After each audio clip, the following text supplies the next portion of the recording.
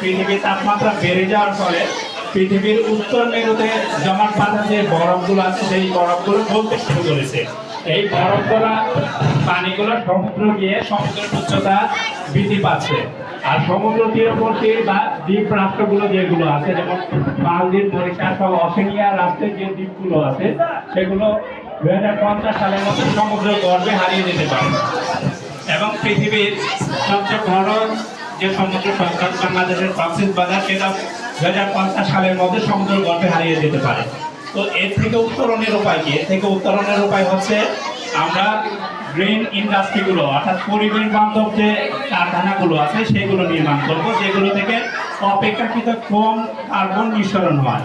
এরপরে আমরা গাছপালাগুলো কাটবো না, উত্তরোত্তর গাছপালাগুলো আমরা রোপণ করবো, যাতে অক্সিজেনের পরিমাণ বৃদ্ধি পেতে থাকে এবং কার্বন ডাইঅক্সাইডের পরিমাণ কমতে থাকে এবং পৃথিবীর তাপমাত্রা যাতে ভারসাম্য থাকে। সেই সাথে ন্যাচারাল যে রিসোর্সগুলো আছে, যেমন সমুদ্র, পাহাড় এবং নদীগুলো আছে, এইগুলো আমরা নষ্ট করবো না, এগুলো এদের ন্যাচারাল ফ্লোতেই প্রবাহিত করার চেষ্টা করবো। ধন্যবাদ সবাইকে।